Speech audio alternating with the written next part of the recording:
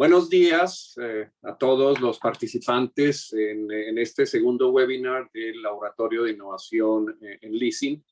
Hemos querido adelantar este programa, como se los habíamos explicado en la ocasión anterior, con el objetivo de aportar a las empresas de leasing de la región de habla hispana las investigaciones sobre temas que son trascendentes para crear nuevas políticas, nuevos procesos, nuevos productos dentro de las empresas de leasing y enfrentar algunas de las oportunidades y en ocasiones amenazas que trae el entorno. Para quienes no nos conocen bien, mi nombre es Rafael Castillo, estoy acompañado por el equipo directivo de The Alter Group Latinoamérica, Juan Dodds, Ulises Quesada, Catherine Foster, y queremos compartir con ustedes y aprender conjuntamente con ustedes en el día de hoy unos temas que son de inmensa importancia, que estamos viendo a diario en la prensa, y que quizás no tenemos el tiempo de entenderlos completamente y calcular las implicaciones y oportunidades que nos ofrecen. Entonces queremos compartir con ustedes en el día de hoy lo que nos trae el concepto de criptomonedas, el concepto del metaverso y cómo lo podemos incorporar dentro de nuestra operación de leasing. Como primera medida, quisiera compartir con ustedes lo básico de lo que hemos aprendido de lo que son las criptomonedas, tratando de entenderlos desde su etapa inicial. Y esto nos obliga a ir al concepto básico de moneda. Cuando hablamos de criptomonedas, estamos hablando esencialmente de monedas que se manejan en unos entornos encriptados, que por su naturaleza son digitales, y la criptografía tiene que ver también con mecanismos que permiten de alguna manera conservar el secreto de lo que cada una de las unidades representa. Entonces, cuando hablamos de criptomonedas, primero recordemos lo que son las monedas. Y la moneda, desde la antigüedad, como ustedes recuerdan, las monedas surgieron precisamente como alternativa al trueque, como mecanismo de intercambio, y por eso su primera función fue servir como medios de cambio. Es la primera función que tienen las monedas, sirven para facilitar el intercambio de bienes y por lo tanto son la fuente del movimiento del comercio. Una vez la moneda se empezó a establecer, se encontró otra de las propiedades interesantes que tenía, y era que generalmente en el trueque el concepto de equivalencia era muy difícil de lograr. Uno no podía cambiar un caballo por una vaca o un caballo por un bulto de sal. Entonces era necesario establecer algún mecanismo que permitiera llevar cuentas, y de ahí la moneda empezó a ejercer la función de unidad de cuenta, lo cual sirve hoy en día como base para llevar el registro de las transacciones económicas y fijar los precios al mismo tiempo que documentar deudas. O sea, todo lo que nosotros hoy en día hacemos, los contratos de leasing, no serían posibles de no existir esa función que tiene la moneda como unidad de cuenta. Y con el curso del tiempo, pues ustedes ya ven que la gente adinerada que llamamos nosotros, los que han acumulado mucha riqueza, se mide también en monedas, y por eso viene la tercera función, que es esencialmente la función que tiene la moneda como depósito de valor, porque como tal, pues no solamente indica la riqueza que las personas tienen, sino también el potencial que tiene para adquirir bienes y servicios. Ahora bien, ¿cuál es la característica esencial de las monedas? El poder liberatorio. Y aquí entramos un poquito a un tema esencialmente jurídico. Y es que la sociedad en conjunto le está dando, a través de un sistema de normas jurídicas, al dinero el poder para extinguir obligaciones, que es en últimas el modo esencial de extinguir las obligaciones, es el pago. Entonces, mediante ese mecanismo de servir como medio de pago, lo que está haciendo la moneda en las relaciones entre las personas es extinguir las obligaciones que surgen en las operaciones, y no solamente en las operaciones, sino también en las obligaciones que surgen de carácter legal, como por ejemplo pagar impuestos. Pero hoy por hoy es el Estado quien le da ese poder liberatorio a las monedas, y por eso se habla que las monedas tienen curso legal. Y es importante entender que inclusive ese concepto es un concepto que funciona dentro de las fronteras de los estados. Las monedas que tienen poder liberatorio dentro de los países son las monedas nacionales o las monedas que por excepción, siendo extranjeras, como es el caso del dólar en algunas jurisdicciones, pueden extinguir obligaciones en el país respectivo. Casos concretos tuvimos, por ejemplo, cuando Argentina adoptó el sistema de convertibilidad en el año 90, donde se le dio también poder liberatorio al dólar de los Estados Unidos. Tenemos países como El Salvador y Ecuador en Latinoamérica que utilizan al dólar americano también como una moneda de curso legal. En México es posible también, en Chile también es posible liberar, pagar obligaciones en moneda extranjera, pero sujeto a una serie de restricciones. En esencia, es el Estado quien le da el poder liberatorio a las monedas. Y creemos, obviamente, en esas monedas y en ese poder liberatorio porque la ley y el Estado la están legitimando. Y este es un concepto importante de entender cuando entramos a estudiar o analizar lo que es el Bitcoin. El Bitcoin es esencialmente una moneda digital, o sea, está representada en medios digitales. Ahora quiero compartir también con ustedes lo que sabemos de lo digital.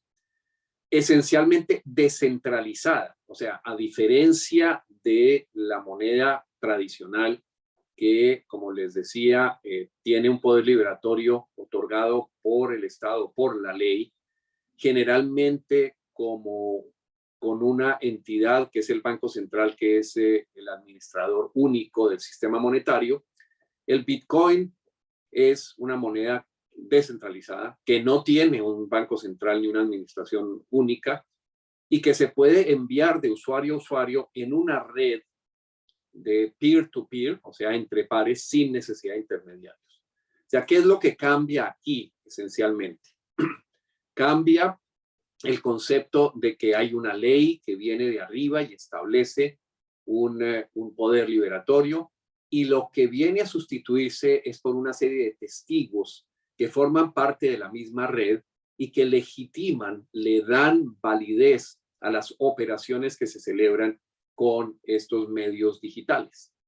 Entonces, esencialmente, la forma como opera el Bitcoin es que las transacciones que se celebran entre las partes que forman parte de esa red son verificadas por los nodos de la red a través de la criptografía. O sea, todos los mensajes que salen de un nodo de la red, o sea, un nodo es un punto de la red, al otro nodo de la red, vienen codificadas, vienen encriptadas, y esa clave que las encripta viene a ser descifrada por lo que se llaman los mineros, ¿no? Y esencialmente eso es lo que permite registrar en un libro mayor público, llaman un ledger, el que se llama blockchain. O sea, ese registro, esa cadena que se forma de diferentes bloques, y el bloque se forma, ya veremos adelante cómo se forma el bloque, pero el bloque se forma precisamente por el trabajo que hacen los mineros de descifrar y autenticar la realidad de la operación que surgió de uno de los nodos de la red hacia otro nodo de la red.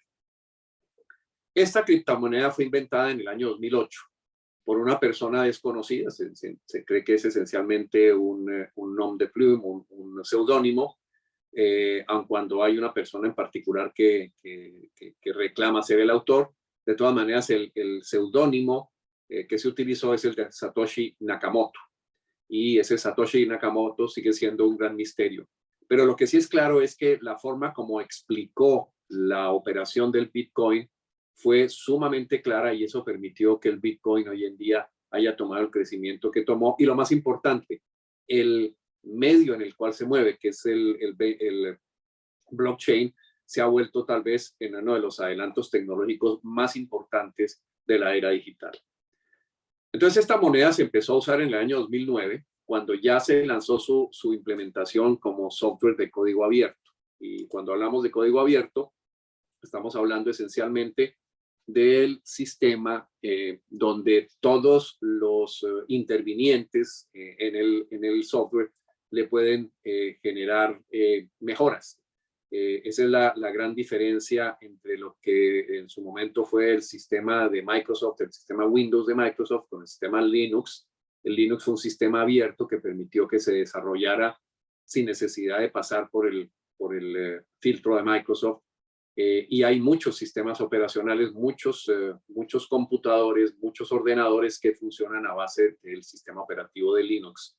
De la misma manera, el software que utiliza el Bitcoin es un software abierto, o sea que está permanentemente sujeto a mejoras que pueden introducir cualquiera de las personas que se conectan a la red respectiva. Ahora bien, los Bitcoins se van creando, así como los bancos centrales emiten dinero. El sistema de los Bitcoins crea Bitcoins como recompensa por el proceso conocido como minería, ese proceso de autenticación que les explicaba anteriormente.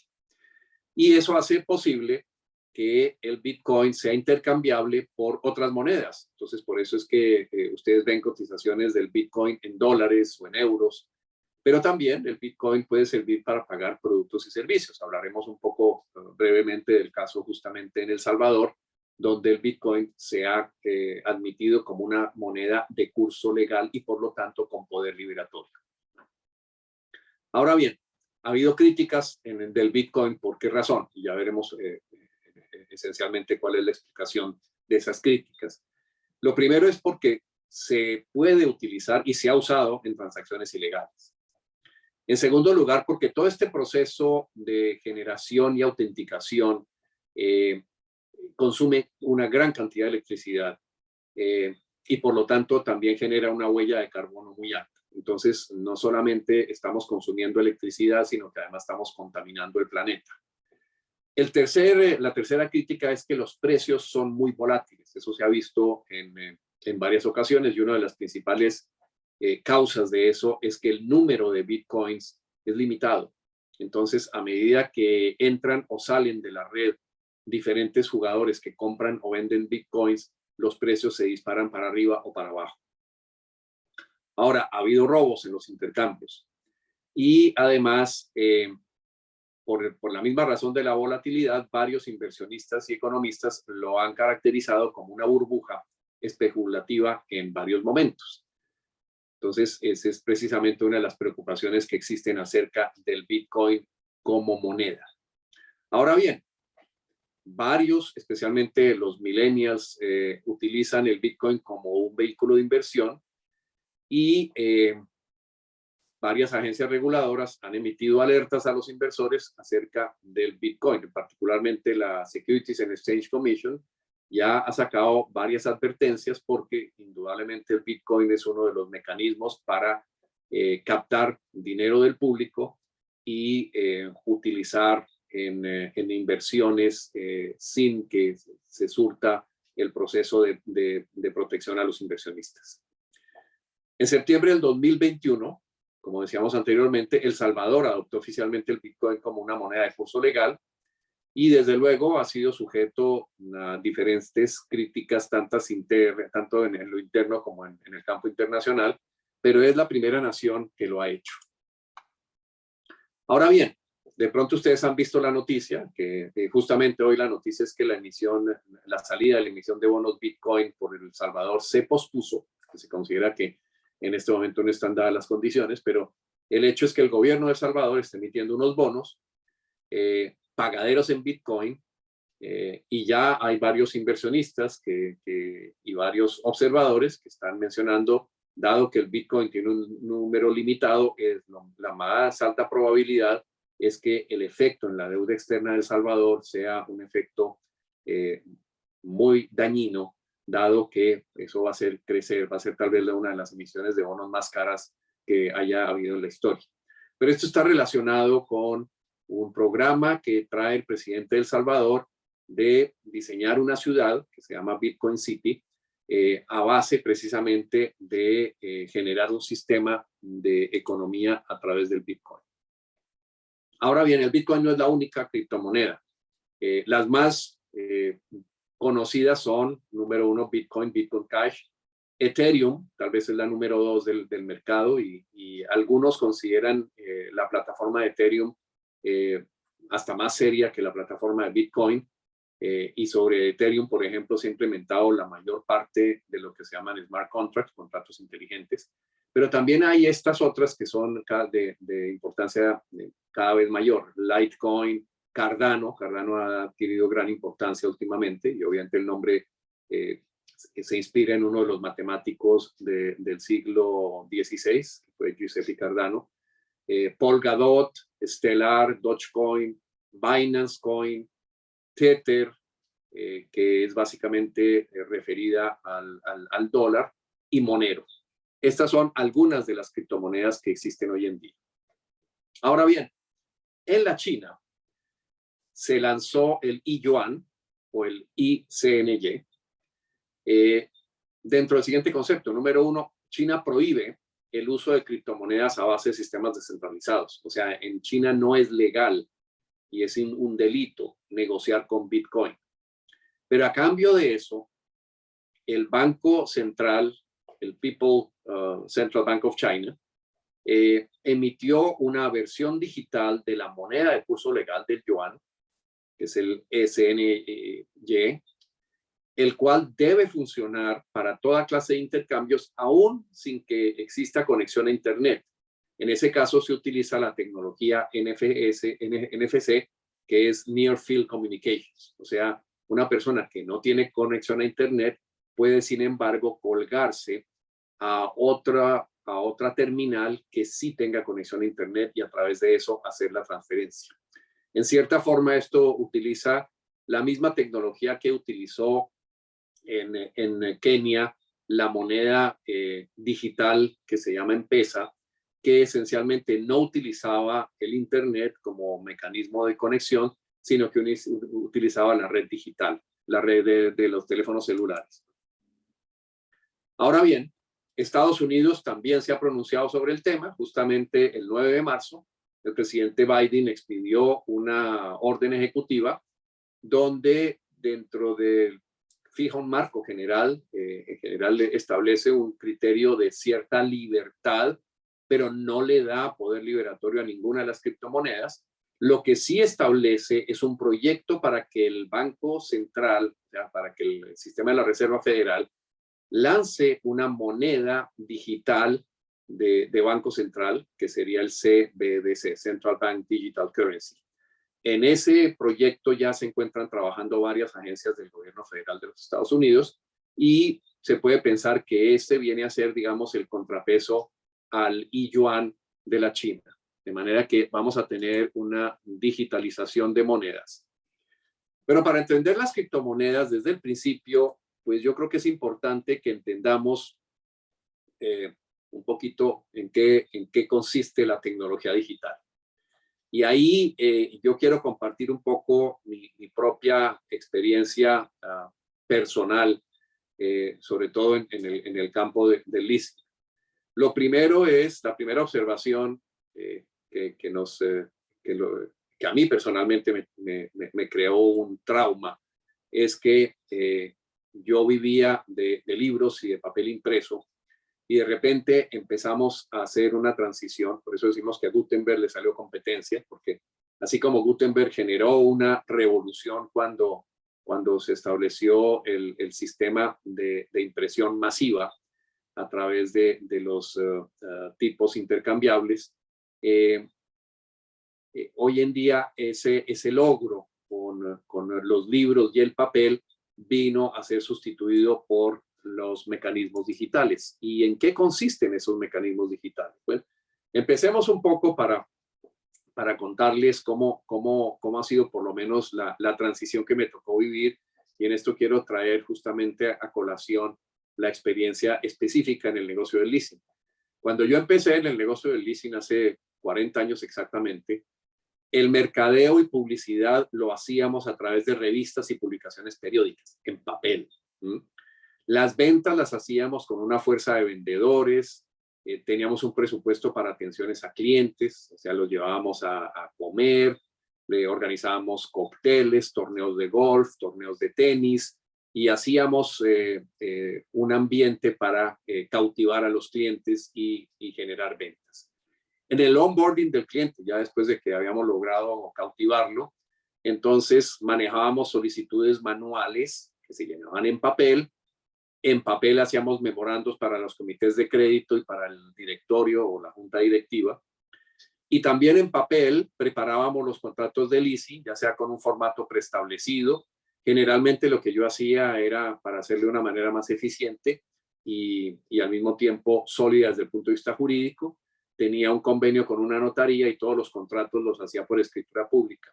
Con eso salía más barato porque no había que pagar el impuesto de timbre nacional, solamente los derechos notariales, y adicionalmente era mucho más sencillo poder disponer de una copia notarial para hacer efectivo el contrato. De nuevo, todo era papel. Cuando íbamos a organizar el fondeo, pues era lo mismo. Tendríamos que invitar a comer a los banqueros, organizábamos cócteles, les mostrábamos lo que era nuestra compañía, generalmente muy poco con ayudas digitales. Lo mejor que se lograba en algunos casos era la presentación de diapositivas a través de unos mecanismos de carrusel, de unas maquinitas de carrusel. Era lo máximo que se lograba y era un proceso muy costoso porque había que tomar unas fotos y revelarlas en un formato especial para que pasaran por el carrusel y se pudieran proyectar. La facturación y cobranza, el manejo de los seguros, todo se manejaba con personas, ¿no? Que hacían a máquina las facturas y que adicionalmente tenían que enviarlo todo por mensajería. O sea, teníamos un mensajero dentro del staff que tenía que llevar los documentos en papel a los respectivos clientes y los cheques a los bancos para consignarlos. Todo se manejaba en papel. En Asset Management teníamos que contratar inspectores externos a costa de la arrendadora y esos inspectores externos entonces tenían que visitar al cliente cuando el cliente lo permitiera. Algunos tomaban, no todos, pero algunos tomaban fotografías de los equipos, las mandaban revelar en un proceso revelado que también era casi manual, era la fotografía con sistema de rollo y celulosa. Y finalmente presentaban un reporte, naturalmente que el costo de la inspección era muy alta, pero todo llegaba en papel. Y ya para manejar los archivos teníamos que tener unos espacios muy amplios de los llamados archivadores. Generalmente había empresas especializadas que vendían, yo diría que hasta cuartos enteros, donde se ponían todos los diferentes folders para manejar la información de todos los clientes y de todo el movimiento bancario. Pero de repente se nos viene la era digital y empezamos todos a presumir que sabíamos lo que eso significaba. Y en realidad les debo confesar, yo por lo menos no lo sabía. Me interesó mucho cuando vi esta película, que fue The Imitation Game, donde por primera vez vi lo que era, digamos, el paso del sistema puramente basado en papel a la utilización de máquinas para hacer cálculos y para lo que hizo concretamente la máquina de Turing, que fue descifrar las claves que usaban los alemanes con sus máquinas Enigma para dar instrucciones a sus tropas. Ahí fue entonces donde se hizo la primera aplicación de los algoritmos, que son esencialmente instrucciones que se dan a las máquinas para que las máquinas desarrollen ciertos procesos usando un proceso matemático que es implícitamente binario. ¿Y qué es esto de binario? Y ahí es precisamente donde viene el segundo hallazgo. Este señor Claude Shannon, que se considera el padre de la era de la información, era un empleado de laboratorios Bell y tenía que soportar lo que hoy en día soportamos en nuestras comunicaciones, y es que la comunicación a veces se corta. Entonces, tenía la característica de que él tenía que completar los párrafos o las sílabas que se perdían dentro de la comunicación entre las personas.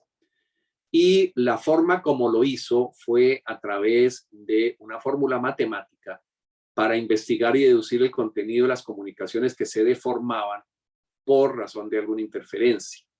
Y eso lo hizo utilizando una metodología de hacer preguntas asertivas, donde preguntas asertivas la usamos mucho los abogados en los interrogatorios, son aquellas preguntas que solamente pueden ser contestadas con un sí o un no. Entonces, al hacer esas preguntas asertivas, eso lo llevaba a concluir vía exclusiones. Cada vez que había un no, pues entonces naturalmente el árbol de decisiones se volvía mucho más estrecho y las probabilidades eran mucho menores. De ahí surgió el concepto de dígito binario, porque entonces el sí venía a ser representado por el número 1 y el no venía representado por el número 0, pues si consideramos que el 0 es un número.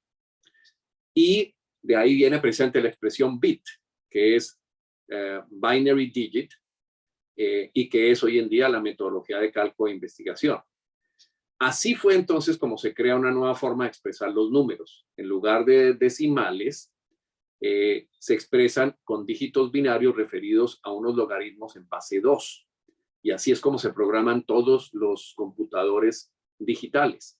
Entonces, por ejemplo, el número decimal 157, que es 100, una centena, más 5 decenas, más 7 unidades, 157, en binario está representado por la expresión 100111101, que equivale a 1 por 2 a la 7, más 0 por 2 a la 6, más 0 por 2 a la 5, y va siguiendo en adelante en función de cómo se van representando los números que llegan al concepto de 157. Gracias a eso, entonces la computación se pudo hacer efectiva, y la computación se hizo efectiva precisamente con computadores con base en corriente eléctrica, donde el 1 implicaba que el computador utilizaba la corriente eléctrica, se llevaba pues a quien la pregunta asertiva dentro del algoritmo, la respuesta era sí, y cuando no había corriente, entonces la respuesta es no, porque se utiliza el dígito 0. De ahí entonces se adopta esta tecnología digital que genera la era de la información. Le doy la bienvenida a Carlos Ortiz y hago un pequeño paréntesis. Hola Carlos, ¿cómo estás? Hola Rafa, ¿cómo te va?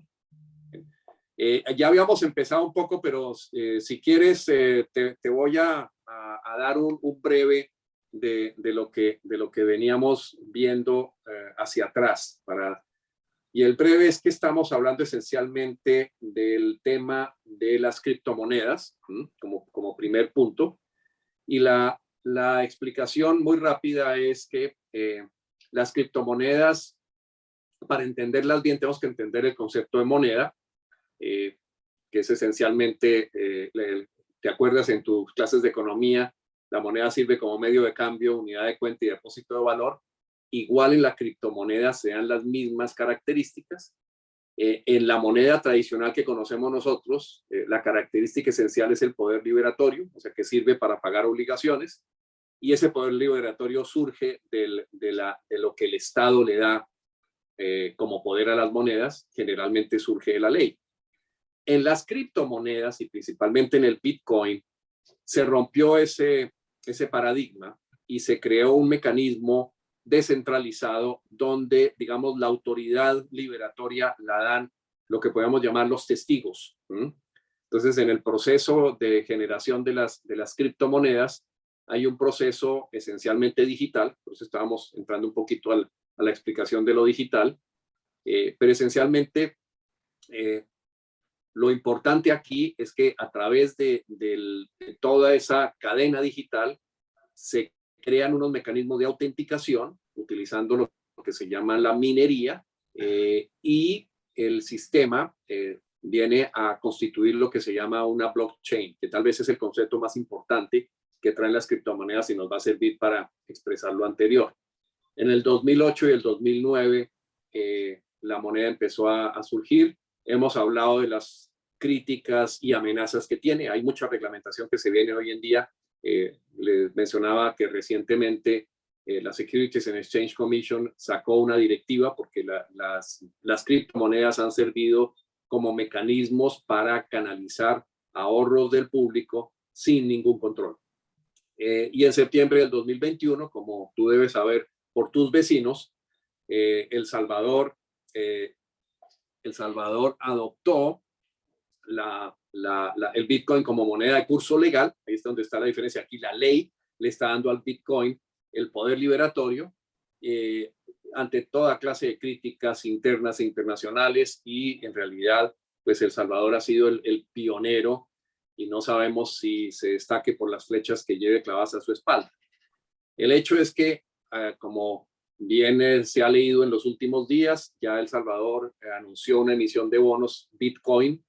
Entiendo que aplazó el lanzamiento de la emisión justamente ayer, por considerar que las condiciones no estaban dadas, pero lo que sí se ve con toda claridad, dado que el número de Bitcoin es limitado, es que el costo de esta emisión de bonos para el gobierno de El Salvador va a ser sumamente alto, porque las expectativas de que el Bitcoin baje en el momento en que se hagan efectivos los bonos, en realidad son de una baja probabilidad.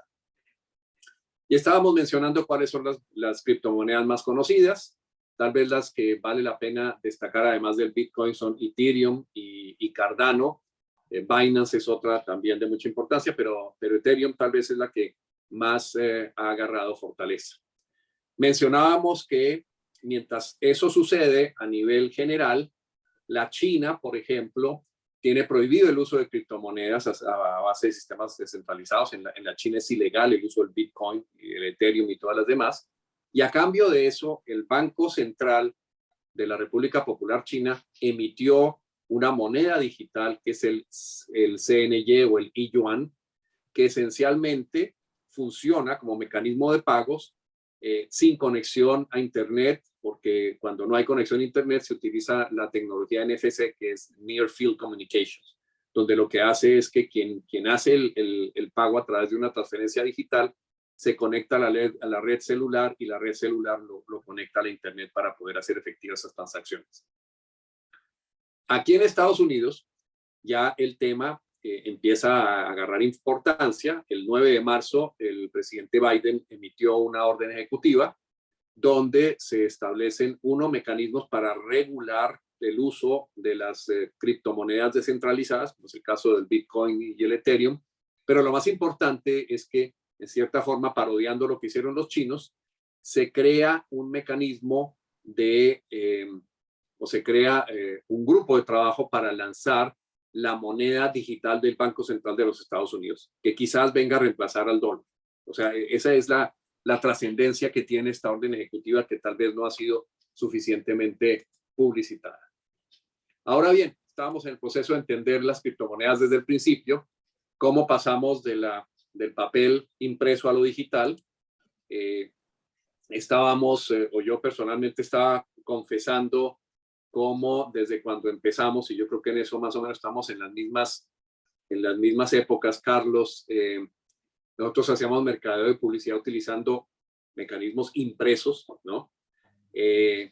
Hacíamos ventas haciendo atenciones a clientes, cócteles, torneos de golf, etcétera. Hoy en día todo el mundo utiliza mecanismos digitales, emails, WhatsApp, Facebook, etcétera. El onboarding de los clientes era manual y por lo tanto en papel. Los contratos de leasing también eran en papel.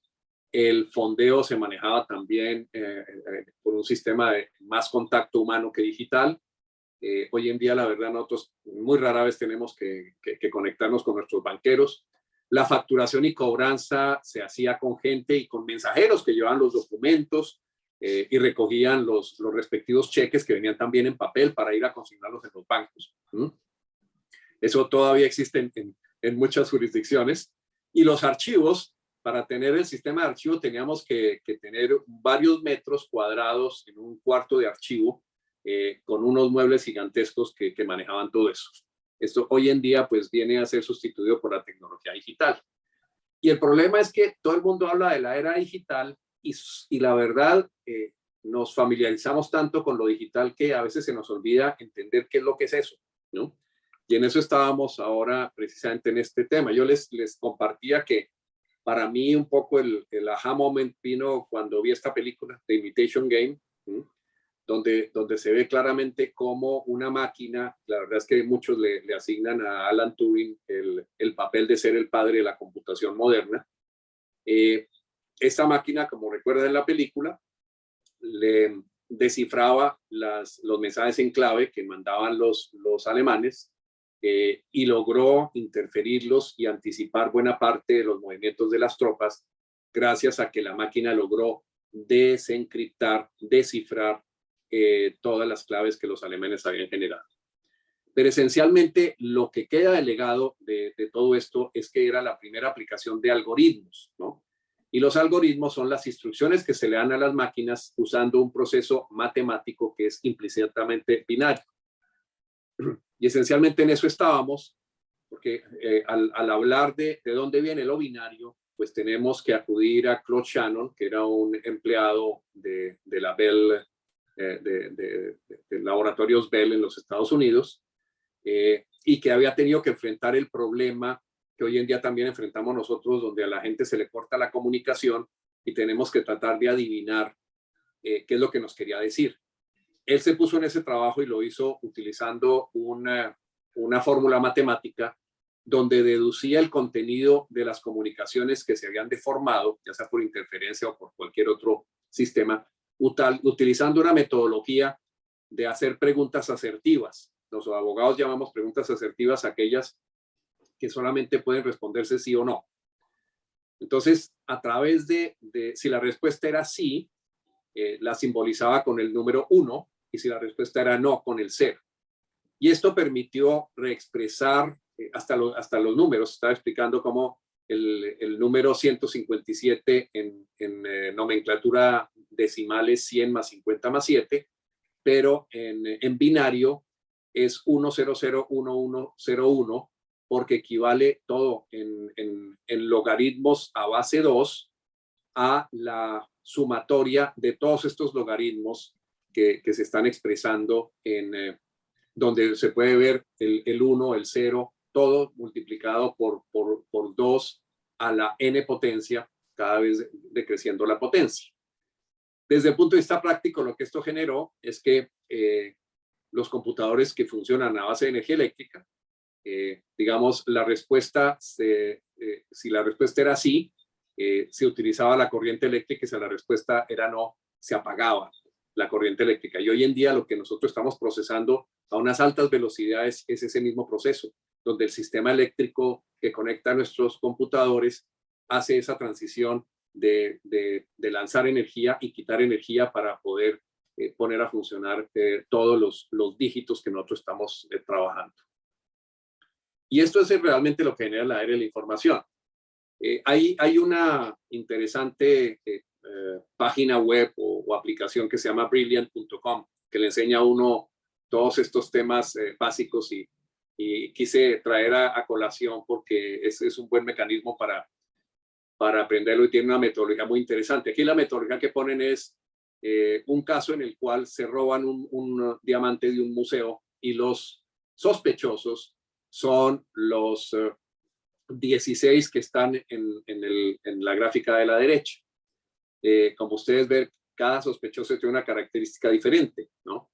Algunos tienen gafas, otros son triángulos, otros son rectángulos, unos tienen sombrero, otros no tienen sombrero. Entonces el mecanismo de exclusión es preguntar, bueno, tenía gafas, entonces si la respuesta es no, pues entonces los sospechosos están en el otro. Es un triángulo. Si la respuesta es sí, pues entonces buscamos dentro de los triángulos, pero que ya no tienen gafas. Entonces va reduciéndose poco a poco hasta que llega uno a identificar la respuesta. Y eso es lo que hacen los computadores en los cálculos matemáticos.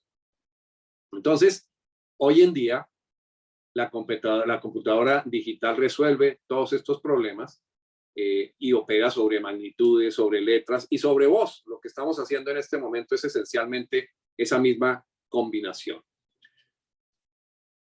Evoluciona entonces el hardware y entonces pasamos del motor analítico de Charlie Babbage a la máquina de George Boole, y hacia finales de los 50, la IBM fabrica su primer computador a base de tubos de vacío, pero es en los comienzos de los 70, y eso ya nos tocó a nosotros, cuando este par de jóvenes, que eran Bill Gates y Paul Allen, popularizan ya el software operativo en los microcomputadores, que dio lugar justamente a todo el Big Bang de la digitalización y a la expansión del sistema de computación. Entonces ya, digamos, con eso como base, llegamos a lo que son los cimientos del blockchain. ¿Cómo funciona el blockchain? Esencialmente, si alguien quiere mandarle dinero a alguien, pero ojo que no solamente vamos a hablar de dinero, sino que vamos a hablar de otro tipo de circunstancias. Por ejemplo, en los contratos inteligentes no estamos hablando de enviar dinero, sino de asumir obligaciones. Y de la misma manera de ejecutar las obligaciones. Eso es lo que hace interesante el uso de los smart contracts. Pero esencialmente lo que sucede en el blockchain es que cuando se envía la operación de un nodo a otro, esa operación se representa como un bloque. Y ese bloque es transmitido en forma abierta a todos los integrantes de la red. Los integrantes de la red entonces se ponen en el trabajo de descifrar los códigos que identifican la operación, y cuando lo descifran, se considera entonces que la palabra en inglés que utilizan es hash, o sea, el bloque quedó hash, que es, no hay una traducción literal exacta, ¿no?, de lo que viene a ser el hash. Y entonces, en ese momento, el bloque queda validado, queda autenticado como una operación, y eso permite que el movimiento de dinero salga de A a B, porque ya se considera que la operación es auténtica. ¿Quiénes la han autenticado? Los testigos que forman parte de esa red, que es, digamos, un sistema de libro mayor abierto, descentralizado. Entonces, ¿qué características tiene esto? Lo primero es que pues, hay que entrar a una red o cadena, ¿no?, una chain. Una vez adentro, entonces, ya está uno sobre una base de datos distribuida. Todos los que están en la red tienen acceso a ella. Las operaciones se hacen entre pares, se llama peer-to-peer, y no hay una autoridad validadora. Son los testigos que forman parte de la red lo que las valida. Ahora bien, hay transparencia, pero con pseudonimidad, o sea, nadie sabe o existe la posibilidad, y esa es una de las grandes críticas que tiene, que no se identifique quién es el dueño o el sujeto activo que hace la operación. Se hace la operación queda validada, pero la identidad no queda grabada en la red. Y este es uno de los temas, por ejemplo, fundamentales que trae la directiva de la Casa Blanca, porque ya ese tema de la pseudonimidad ya no se considera aceptable desde el punto de vista regulatorio, ¿no? Ahora bien, los registros son irreversibles. O sea que en ese momento las partes llegaron a un acuerdo, bueno o malo, ese es el acuerdo. Y finalmente, la lógica computacional, los datos en la blockchain evolucionan mediante algoritmos. Entonces, y esencialmente los algoritmos, y si vamos, por ejemplo, al ejemplo de los contratos inteligentes, en el algoritmo, lo que los abogados debemos redactar en un contrato inteligente es que si pasa A, debe ser B. Esa es la conclusión inmediata, y eso es lo que el bloque debe contener como característica de un contrato inteligente. Ahora bien, hay muchos mitos y realidades con respecto al blockchain. Esto es un análisis que hizo McKinsey hace un par de años, pero que sigue siendo válido. Decía, número uno, no hay que confundir a blockchain con Bitcoin. Bitcoin es solamente una de las aplicaciones de blockchain. Número dos, no necesariamente el blockchain es mejor que las bases de datos tradicionales, no la sustituye del todo. Es una base de datos más, que tiene una serie de funcionalidades y utilidades, pero no es en sí misma, digamos, un sustituto de las demás bases de datos. El tercer mito es que el blockchain es inmutable y no es sujeto a que se hagan trampas con él. En realidad, eso no es tan cierto. Ya ha habido bastantes fraudes utilizando el blockchain, pero en general es más difícil hacer fraudes porque de todas maneras sí quedan las huellas claras de las operaciones a través de la intervención de muchos testigos. ¿Que el blockchain es 100% seguro? Pues por la misma razón que mencionamos que ya ha habido fraudes con blockchain, no es 100% seguro, pero sí tiene una gran ventaja. Y que blockchain es una máquina de la verdad. En realidad no es una máquina de la verdad propiamente, pero sí es una máquina que es un fiel testigo de lo que cada uno de los miembros de la red ha dicho. O sea, si el que inicia la red está mintiendo con fake news, pues el blockchain sigue transmitiendo las fake news. Entonces, eso no necesariamente es la máquina de la verdad. Ahora bien, desde el punto de vista legal, el blockchain tiene valor probatorio. En el Código de Reglas Federales de los Estados Unidos ya hay una mención explícita donde se permite darle plena prueba a las transacciones en blockchain. Y en realidad, aun cuando no hay jurisprudencia sobre el tema, la tendencia de los tribunales ha sido a darle validez al blockchain en la medida, obviamente, en que se ha cumplido el mecanismo de autenticación interna. ¿Para qué se aplica el blockchain? Para registros estáticos. Por ejemplo, se están utilizando, y entiendo que en Costa Rica hubo un proyecto, no sé si siguió adelante, para pasar todo el sistema de registro inmobiliario, de propiedad inmobiliaria al sistema de blockchain. No sé si Carlos, si eso está funcionando. O... No lo conozco, Rafa. Bueno, en su momento era un proyecto, pero ya hablaremos de algo que viene digamos, a levantar todo eso en mayor importancia, ¿no? En segundo lugar, sirve para justamente verificar la identidad. Si bien es cierto que decimos antes que está protegido por la pseudonimidad, también cuando un sistema de blockchain mete los sistemas de identidad, la identidad de la gente dentro de ellos, por ejemplo, a través de mecanismos de burós de crédito o algo por el estilo, claramente la identidad de las personas se puede manejar por blockchain. De hecho, Islandia está manejando por blockchain todo su sistema de identificación, y Estonia es otro de los países que utiliza el mecanismo de blockchain para identificar a sus personajes, a sus ciudadanos. El tercer punto que es bien importante son los contratos inteligentes, el smart contract. Y en esos, pues,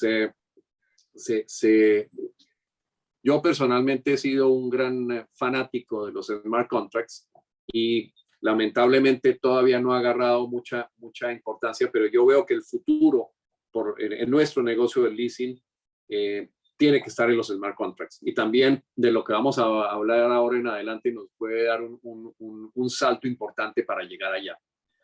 Rafa, la otra aplicación pregunta, una pregunta sobre los smart contracts. ¿Cuál es la diferencia entre eso y que exista firma digital?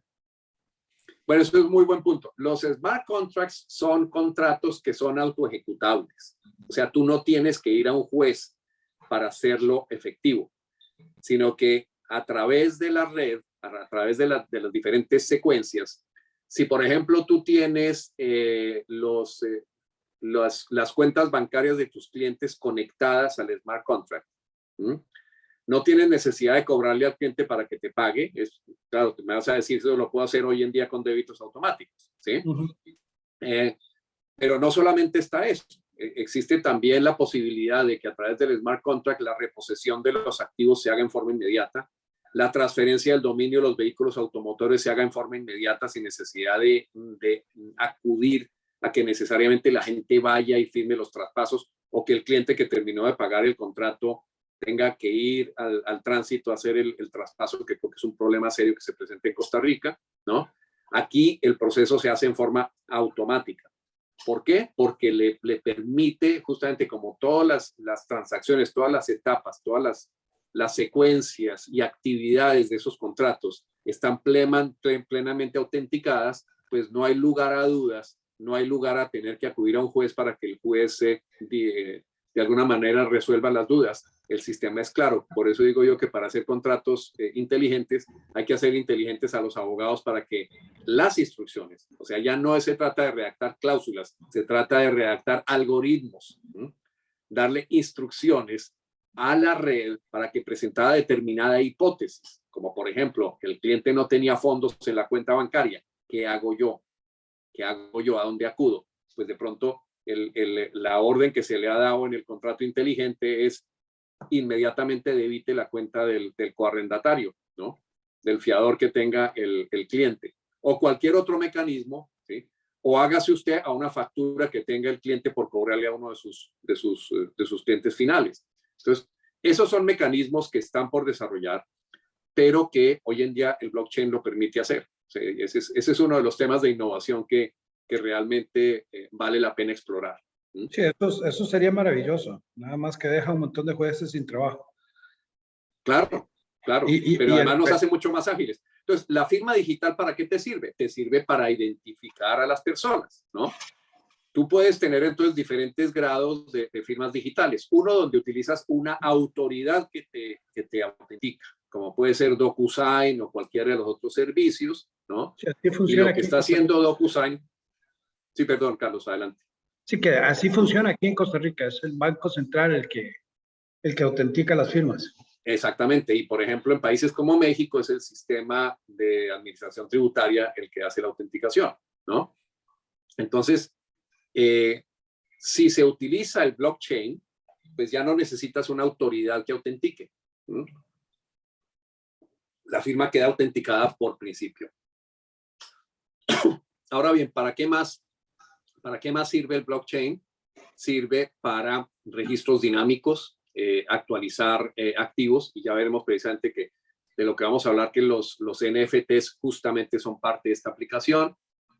Sirve para dinamizar la infraestructura de pagos, y sirve para otras aplicaciones posibles, como puede ser el caso de manejar emisiones o sindicaciones de contratos. Y este es un tema al cual quiero referirme porque es precisamente una de las aplicaciones importantes para nosotros. Ahora bien, hablando ya de los smart contracts y ya un poco ampliando en la pregunta que hiciste, ¿qué es la esencia de los smart contracts? ¿Qué necesitamos para hacer smart contracts? Necesitamos primero registrar en forma clara las cláusulas contractuales.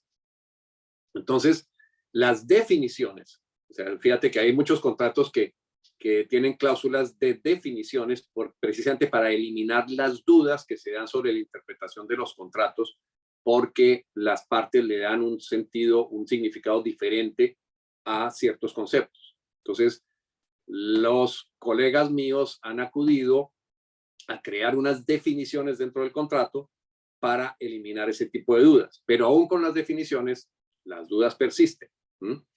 Cuando ya lo vuelves eso binario, de sí o no, ya las definiciones tienen que ser muy claras, pero tienen que convertirse en algoritmos, ¿no? O sea, ahí no hay lugar a dobles interpretaciones. La consecuencia es indefectible cuando sucede un determinado hecho. Ahora, la otra característica es que cada obligación queda convertida como una obligación de resultado, ¿no? Pero se descomponen en resultados concretos. O sea, un típico ejemplo que se da en obligaciones de medios versus obligaciones de resultados, y perdón que les hable en términos tan jurídicos, es que en las obligaciones de medios, tal vez el mejor ejemplo es la obligación del cirujano. El cirujano tiene obligaciones de medios, o sea, practicar una operación de una manera diligente, pero si se le muere el paciente, si fue diligente, no tiene responsabilidad. Bueno, aquí cada uno de los movimientos del bisturí se considera como un resultado en sí mismo. Entonces, aquí ya no se habla de que las obligaciones sean de medio, todas las obligaciones son de resultado. Y en el caso, obviamente, de los contratos de leasing, ¿dónde vemos nosotros que hay aplicación importante de los smart contracts? En dos. Uno en el contrato de leasing en sí mismo, pero otro en las relaciones con el proveedor, especialmente cuando tú estás utilizando el leasing de importación. Si el proveedor se encuentra en Europa, por ejemplo, y quieres traer los bienes y generalmente el proveedor tiene la duda de que no le vayas a pagar, Entonces, tú puedes acordar a través de un smart contract que a medida que el proveedor vaya cumpliendo ciertas etapas de la entrega, el sistema le va liberando fondos y se van haciendo el progress payments. Entonces, eso se puede documentar de una mejor manera utilizando smart contracts y ahí no necesitamos acudir a las cartas de crédito bancarias, que son, digamos, el mecanismo alternativo que existe hoy en día para ese tipo de operaciones, sino que basta con programarlo dentro del smart contract y podemos establecer esos mecanismos de pago que hacen mucho más ágiles la operación de traer ese tipo de equipos del exterior. ¿Y qué regulación, qué ley regula eso? Bueno, aquí eso es lo bueno que tiene, la ley de contratos. Entonces, la ley de contratos tú la puedes tener o bien la ley de Costa Rica, en el caso tuyo, o puede ser la ley de contratos internacionales, ¿no? Hay unos principios de contratos internacionales aprobados por UNIDROIT que se aplican en forma uniforme, pero esencialmente a lo que lleva es que los contratos son la ley para las partes, ¿no? En el momento en que se celebran, a menos que contradigan una norma de carácter de orden público imperativo en el país donde se van a ejecutar. Entonces, por ejemplo, la obligación, si tú tienes, vas a traer unos montacargas Hyster Yale, esos te los distribuyen de un puerto muy familiar para ti, o por lo menos para tu hijo, que es Rotterdam, y en Rotterdam lo despachan. Tú puedes entonces programar las obligaciones de Hyster Yale para ser cumplidas bajo principios del contrato regido por ley internacional, pero que en últimas también concuerda con la ley holandesa. O sea, si ese contrato tuviera cláusulas que riñeran con la ley holandesa, pues obviamente ahí no sería ejecutable. Pero si el contrato es conforme con la ley holandesa, conforme con los principios internacionales y es redactado o preparado en forma de algoritmos, ya en ese caso no tienes ninguna complicación porque se puede ejecutar y se ejecuta, digamos, automáticamente, ¿no? Digitalmente. Ahora, la otra cosa importante que tiene el contrato inteligente es que todas las actividades de ejecución del contrato quedan registradas. Ahí no es cuestión de que, mira, que yo despaché el equipo, demuéstramelo, mándame el conocimiento de embarque, ¿no? No hay necesidad, el conocimiento de embarque ya en forma digital está incorporado dentro del blockchain. Entonces ya tú lo puedes ver en tu terminal que Hyster Yale cumplió con despacharlo y meterlo dentro del barco en el cual va a llegar a Costa Rica. Y finalmente, los registros son irreversibles, o sea, nadie puede borrar. ¿Que puede uno rectificar? Sí, es como en la contabilidad. Tú en la contabilidad tú no puedes borrar la contabilidad, pero sí puedes crear una partida conciliatoria, compensatoria. Aquí es lo mismo. Me equivoqué en ejecutar cierta obligación. ¿Qué puedo hacer yo? Pues puedo definitivamente corregir el error que cometí, pero queda la huella de que el error se cometió y de que se hizo la corrección. Ahora bien, para entender un poco este tema de las criptomonedas y de los mensajes encriptados, es importante entender qué es la criptografía. Y la criptografía me hace rememorar un juego que yo jugaba de pequeño con mis hermanos para que no me entendieran mis padres, y era que le ponía a las sílabas una expresión, en nuestro caso era el chi. Era la forma como nosotros encriptábamos nuestras conversaciones. La forma como nosotros hacemos nuestros passwords también, nosotros estamos encriptando lo que estamos poniendo, donde muchas veces lo ponemos en un formato que es ilegible para un tercero, pero que es comprensible para quienes conocemos el significado o el sentido que tiene esa clave. Y entonces, la otra ayuda que tenemos ahí es el de la inteligencia artificial, y es que ya el trabajo que estábamos haciendo nosotros con el cerebro lo han venido haciendo ya las máquinas que se han venido programando a través de algoritmos para desarrollar diferentes esquemas de inteligencia artificial, y cada vez lo tenemos más cerca. Tenemos a Siri, por ejemplo, o a Google con el Hey Google, Le podemos dar órdenes a Google de que nos toque música, de que nos diga cómo está el clima, de que nos cuente las noticias. O sea, son muchas las posibilidades que se están dando. Y otra de las cosas que se están dando también, que inclusive hasta Microsoft ya tiene una aplicación, es lo que se llama el Robot Process Automation, donde nosotros podemos automatizar varias de las funciones que nosotros estamos desarrollando en nuestro trabajo, utilizando el computador, y en lugar de ser nosotros los que tenemos que hacer actividades repetitivas, podemos programar al sistema para que haga esas actividades repetitivas. Ahora vamos a hablar de lo que son las NFTs, y ese es precisamente el gran incremento que nos trae esta figura sobre el blockchain.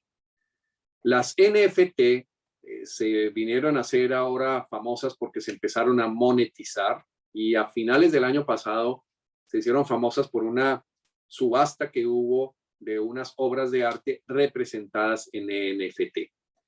¿Qué son las NFT? Las NFT son lo que se llaman los non-fungible tokens. Non-fungible tokens son, digamos,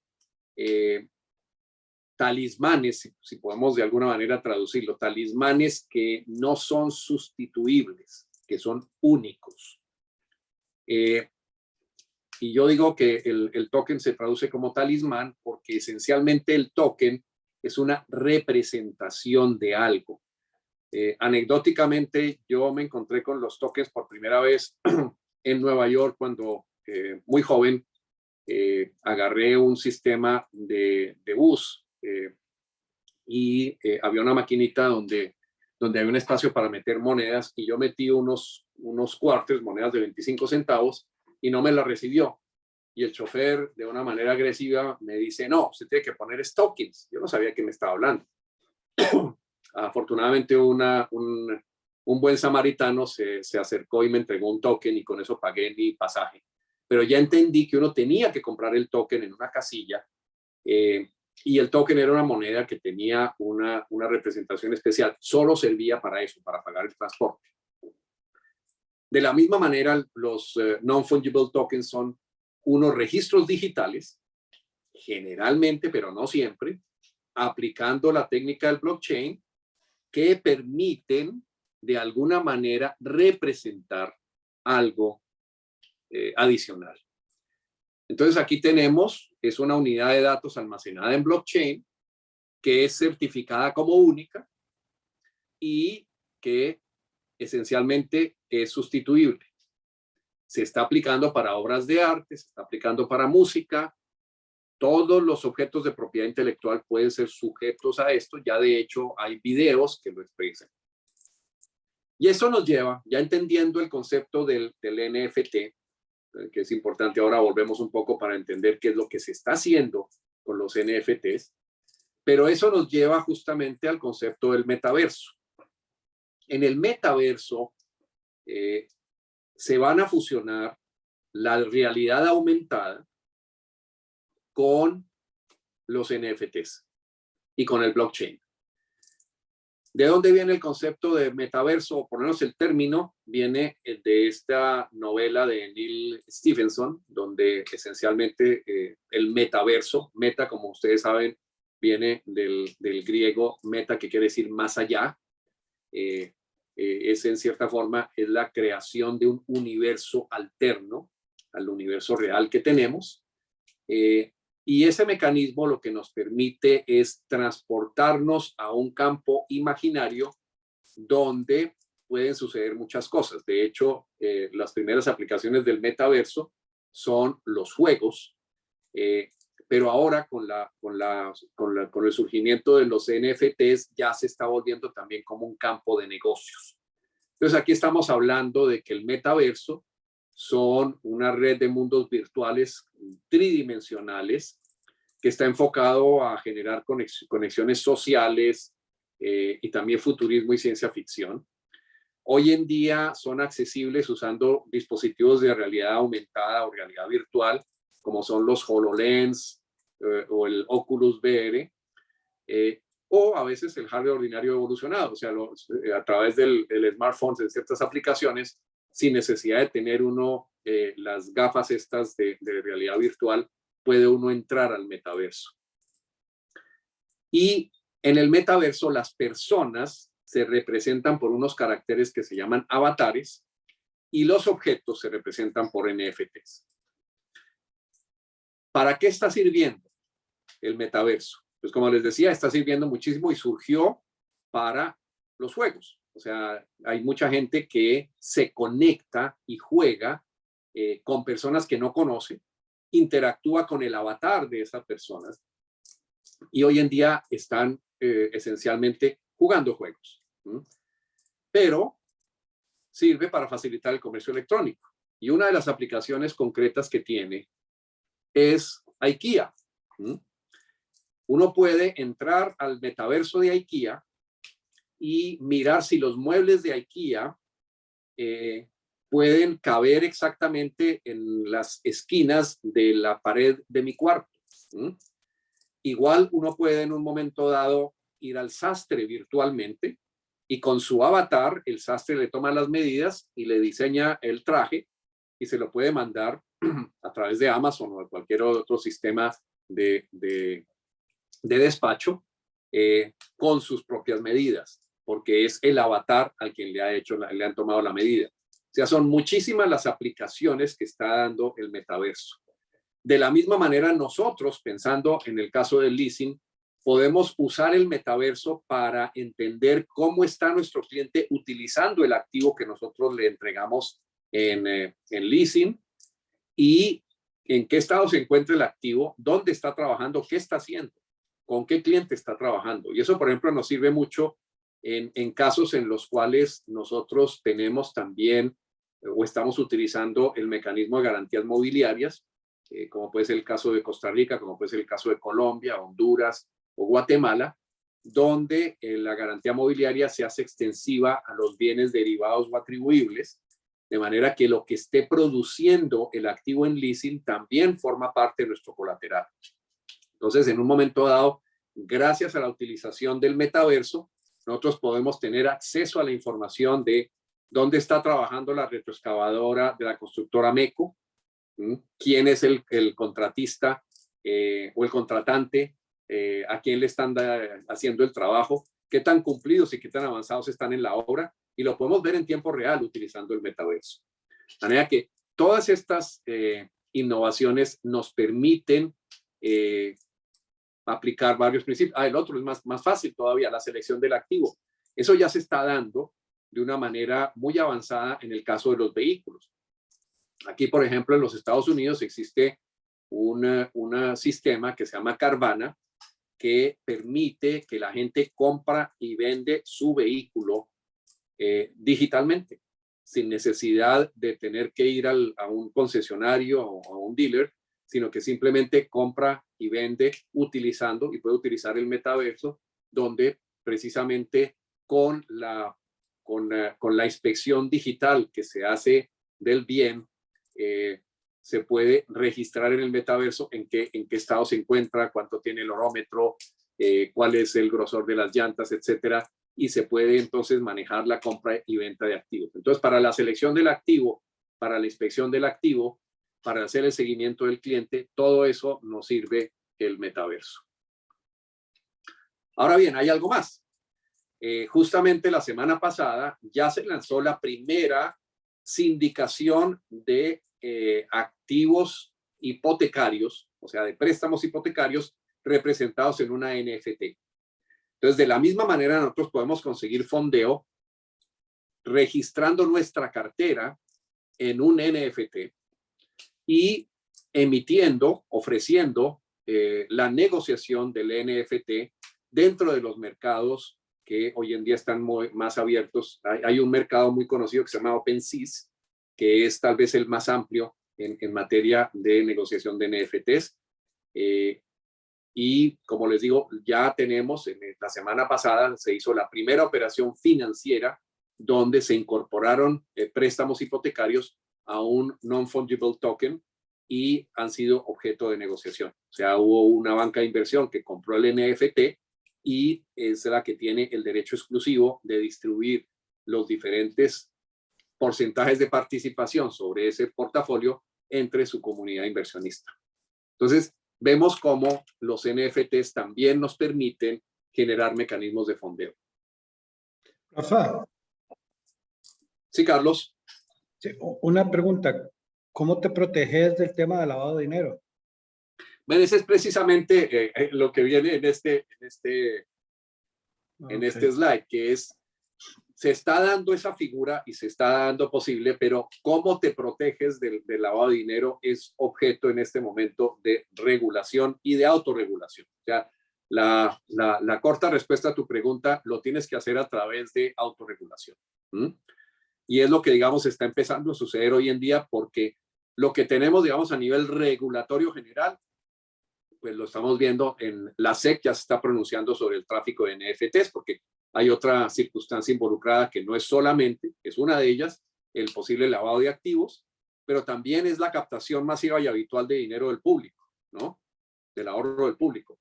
Esos requieren cierta reglamentación, porque no existiría ningún tipo de control. Cualquiera podría emitir NFTs y captar dinero del público, o sea, generar un banco en paralelo sin licencia ni sin nada, ¿no? La directiva de Biden tiene algunas instrucciones al respecto también. Lo que ha venido ya sucediendo desde el punto de vista, digamos, que generalmente, sobre todo en el sistema anglosajón, primero se dan los pleitos y después la reglamentación. ¿Qué es lo que ya ha venido a perfilarse como tema de regulación? Uno es la propiedad intelectual, ¿no? O sea, ¿quién es el dueño del NFT y qué puedo hacer yo con eso? ¿No? Entonces, si yo estoy transfiriendo, por ejemplo, en el caso de Rockefeller contra Damon Dash, se transmitió el álbum de Jay-Z que se llama Reasonable Doubt. ¿Qué significa eso? Que todo aquel que compre el álbum o baje la música o la utilice por Spotify tiene que pagarle regalías al que compró el NFT. Y si no las paga, entonces, y eso se trata precisamente del pleito, Rockefeller, que es la que tiene los derechos del NFT, terminó demandando a Damon Dash porque Damon Dash estaba transmitiendo el álbum sin pagarle regalías a ellos. Entonces, ese es, digamos, uno de las primeras aplicaciones importantes. Lo otro, precisamente, los activos virtuales. Y entonces el tema es, ¿estoy sujeto o no estoy sujeto a la posibilidad de que mi comprador de NFT esté lavando dinero a través de ese mecanismo? La respuesta es sí, estoy sujeto a ese riesgo, por lo cual en autorregulación yo tengo que crear los mecanismos de control que me permitan identificar el beneficiario y, por otro lado, entender o por lo menos dilucidar si la operación que se está haciendo es una operación sospechosa o no lo es, que son, digamos, los dos pilares esenciales del tema del lavado de activos. Ahora bien, hay otra reglamentación que se viene encima, que es la tributaria. Los NFT se consideran activos susceptibles de generar ganancias gravables. Y finalmente, y ahora especialmente importantes, son los conceptos de protección de la privacidad y la ciberseguridad, porque no solamente se da el riesgo del lavado de activos, se da también el riesgo de que nos utilicen esos mecanismos para hackearnos nuestros sistemas. Y por eso, tanto privacidad como ciberseguridad vienen a ser otros de los temas que están en este momento o son parte del proceso de regulación y autorregulación de quienes están utilizando estos mecanismos. Entonces ya queda y quisiera ahí sí abrir un poquito el tema un poco más para discusión, sobre todo cómo podemos aplicar estos conceptos de NFT y metaverso para lanzar productos diferenciados, es lo que queríamos precisamente hacer en estos laboratorios. ¿Y cómo puedo valorizar ciertos intangibles de mi empresa como NFTs? Son las dos preguntas esenciales que queremos hacerles para que cada cual la piense en su momento. O sea, ¿cómo podemos aplicar los conceptos de NFT y de metaverso para lanzar productos diferenciados? Y yo creo que existen varios mecanismos que podemos utilizar y cómo podemos valorizar ciertos intangibles de la empresa para que sean NFTs. Y ahí es entonces donde viene lo que podemos hacer al combinar los contratos inteligentes con la figura del NFT, con la utilización del metaverso, que nos permite también, digamos, establecer una interacción con nuestros clientes a través de sus avatares. Suena un poco loco, pero en realidad es un mecanismo. Y en últimas, eso nos permite a nosotros ser más ágiles. Por ejemplo, yo puedo conocer mejor a mis clientes si tengo la oportunidad de relacionarme con sus avatares, ¿no? Claro, que ahí tengo que tener el mismo criterio para evitar que me engañen, ¿no? Porque naturalmente eso se puede dar. Inclusive, si quieren una ilustración de lo que se pueden hacer con estos medios digitales, hay una serie, es una película en Netflix que se llama Tinder Swindle, que les recomiendo ver, porque es precisamente lo que se puede hacer haciendo fraudes utilizando los mecanismos digitales. Pero si ya tenemos suficiente filtro, si tenemos unos sistemas, unos procesos, unas políticas de prevención de este tipo de riesgos y somos conscientes de que existen, pues yo creo que ahí podemos realmente utilizar estos mecanismos para generar unas ventajas competitivas y para generar más valor, para extraerle más valor a lo que tenemos dentro de nuestra organización. ¿Qué puedo meter yo en NFTs? Puedo meter mis mecanismos contractuales, puedo meter mis metodologías de evaluación de crédito, puedo automatizarlas utilizando esos mecanismos, con lo cual yo puedo ser mucho más eficiente. Puedo meterme en mi metodología de pricing. O sea, son muchos activos intelectuales los que tienen las compañías de leasing que pueden valorizar a la empresa utilizando los NFTs. Y ahí no tenemos que entrar a las discusiones bizantinas cuando estamos en un proceso de M&A, porque ya los NFTs van a tener su valor independiente dentro del mercado y permiten entonces dar una valoración mucho más precisa.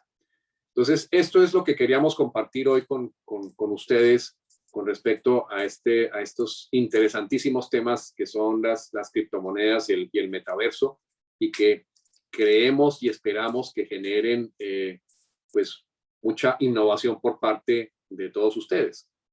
Entonces, si quieren, dejamos para las preguntas que queden en adelante. No sé, Carlos, si tienes alguna otra pregunta, si alguien más tiene preguntas.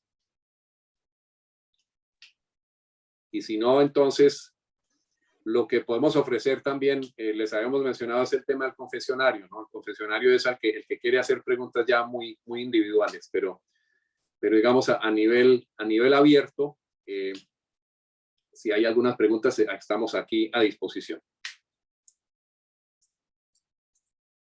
Bueno, vamos a ver, no tengo preguntas, tengo muchas dudas con respecto a estos productos, pero no preguntas. Pero bueno, yo creo que es importante entonces darle precisamente el debate a las dudas, ¿no? Porque en realidad eso es lo que hace interesante el poder generar este tipo de innovaciones. No son temas, obviamente, no son tan difíciles como parecen, pero tampoco son tan fáciles, ¿no? Entonces, lo que sí es claro es que el futuro va hacia adelante. Hay una pregunta, Juan. Adelante.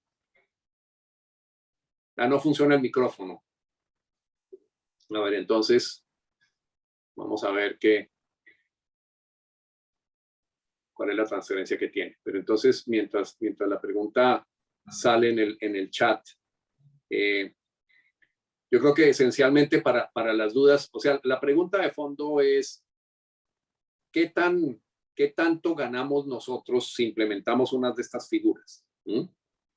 Y yo me permitiría decir que en cierta forma ganamos mucho porque se gana en agilidad y se gana en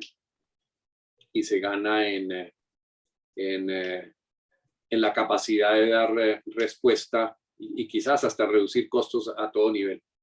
Juan pregunta cómo se puede utilizar este entorno para instrumentar garantías, como por ejemplo escrow accounts, etc. Yo creo que ese es un punto interesantísimo, porque nosotros hemos tenido que trabajar últimamente justamente con Juan, en el entorno de las garantías mobiliarias, ¿no? Y hemos descubierto un universo bastante interesante entre las garantías mobiliarias. Y uno de ellos es que, y lo tiene la ley de Costa Rica, por ejemplo, que existe la figura de los contratos de control. Entonces, para ciertos tipos de negocios, uno puede manejar integralmente toda la cadena monetaria del cliente, desde cuando le pagan los clientes de ese cliente, hasta cuando, echando para atrás, las facturas anteriores al pago de ese cliente forman parte, digamos, de ese colateral. Y naturalmente el equipo que estamos entregando en leasing, que está generando unos bienes, o sea, o unos servicios. Por ejemplo, un camión está transportando cajas a un cliente.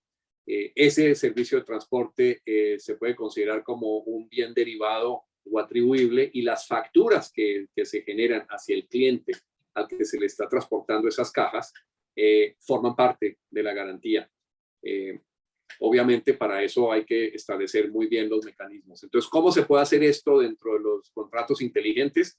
Pues claramente, o sea, utilizando el blockchain, nosotros podemos establecer ese mecanismo de manera que todo lo que surge de lo que producen esos equipos entra dentro del blockchain, y en forma automática se transfieren. Si, por ejemplo, el cliente no paga, entonces yo me quedo con la factura que tiene contra un cliente de primera categoría y le cobro directamente al cliente. Es uno de los mecanismos que se pueden dar dentro de los contratos inteligentes utilizando la figura del NFT. Entonces, indudablemente esto nos permite hacer mucho más ágil el proceso de instrumentar garantías, y, más importante, nos permite ahorrar tiempo y costos al no tener que utilizar la infraestructura del sistema judicial, porque ya esto es un sistema de autoejecución, de solución de conflictos en forma privada, que está facilitada por los mecanismos digitales. Ese me imagino que es una de las dudas que tienes, ¿verdad? Porque es un paradigma de tipo cultural, ¿no? Vamos a ver, Rafa, o sea, yo con el tema de criptomonedas soy bastante escéptico, y no sé si es un tema de edad, pero bueno, vos tenés más o menos mi edad y no sos escéptico, entonces parece que no es un tema de edad. Pero para mí esto es de las estafas más grandes que hay. Nuevamente, es un concepto de una persona de casi 60 años. ¿Eh? No, mira, yo te diría lo siguiente, que estamos basados en la misma edad. El concepto, digamos, o el tema, yo comparto contigo digamos, la percepción. Por ejemplo, yo no invierto en Bitcoin. Mis hijos sí, ¿no? Y se lleva uno la sorpresa de que las universidades como MIT, al graduarse los estudiantes, les regala medio Bitcoin a todos los graduados. Pero ¿por qué no creo en los Bitcoins o Ethereums en sí mismos como monedas? Y por eso quería hacer, por eso estaba haciendo creo en lo que están haciendo los chinos y en lo que está haciendo el gobierno americano. O sea, creo en una moneda con un poder liberatorio controlado por el Estado. Pero no creo en la democracia absoluta o en la, digámoslo así, es que no es democracia, pero llamémoslo así democracia, o el caos, llamémoslo así, la anarquía es la palabra que quería decir. No creo en la anarquía monetaria, ¿sí? Sí, porque ese es el tema. Entonces, cuando tú estás en manos, y yo creo que eso nos lo demostró, y yo concuerdo contigo en eso, nos lo demostró Facebook, por ejemplo. Uno hubiera pensado que Facebook hubiera sido un mecanismo ideal para llegar al famoso contrato social que Rousseau tanto soñaba, ¿no? Y es que en lugar de tener un Estado que nos dice lo que nosotros tenemos que hacer, nosotros, entre todos nosotros, hacemos las leyes, nos ponemos de acuerdo sobre nuestras normas de comportamiento. Pero eso no es así. Desafortunadamente, eso no es así. ¿Y para qué nos sirvió el Facebook y todos los mecanismos de tipo social? Nos sirvió para generar odios, nos sirvió para generar desinformación, porque precisamente era caótico. O sea, el hecho de tener esa información, ese movimiento descentralizado, produce ese escepticismo que tú tienes. Y yo lo comparto. Por eso, si uno compara el enfoque que tiene El Salvador con el enfoque que tiene la China o los Estados Unidos, que siguió el mismo camino de la China, es decir, ¿sabes qué? Sí, esto se digitalizó. Sí, en realidad, con este teléfono yo ya puedo pagar cuentas. Entonces, simplemente abro la aplicación y de ahí debitan en mi banco o de mi tarjeta de crédito. Ok, lo puedo hacer. Entonces, ¿lo puedo hacer con cargo a los recursos del Banco Central? Los chinos dijeron sí, lo puede hacer. Y ojo que eso tiene una implicación muy importante. Si yo ya puedo utilizar un mecanismo donde se debita el sistema monetario del Banco Central, ¿para qué se necesitan los bancos comerciales? Ya no van a ser tan necesarios. Y ese es uno de los puntos que se genera. Pero yo comparto contigo el hecho de que las monedas que trabajan en un sistema descentralizado, sin autoridad que las regule, son esencialmente caóticas, ¿no? Y el Bitcoin es el típico ejemplo. Entonces, pero parecería que con el Bitcoin va a pasar lo mismo que pasó con los ferrocarriles durante el siglo XIX aquí en los Estados Unidos.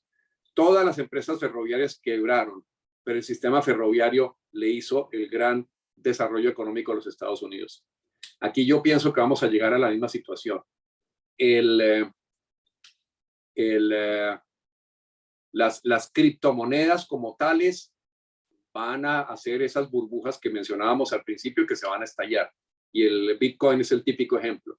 Pero lo que nos dejó de legado, el blockchain y todo lo que se puede generar alrededor de eso, siempre y cuando exista un orden dentro de esa figura, que lo está dando el Estado, ese va a sobrevivir.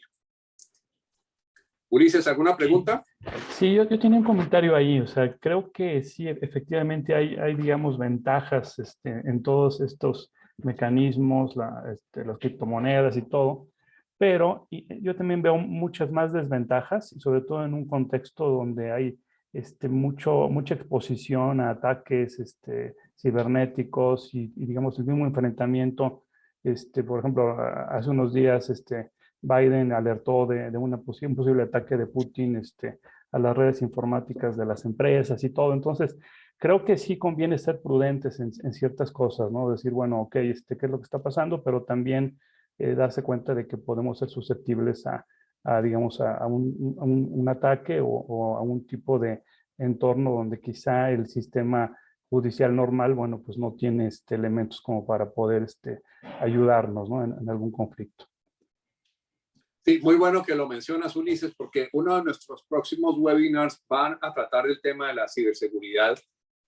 Tenemos un experto en ciberseguridad que paradójicamente se está reubicando, estaba de base en Moscú, era el representante de Alta en Moscú, y se está reubicando. Él es francés de nacionalidad y durante muchos años él manejó todo el sistema de ciberseguridad para Siemens Financial Services.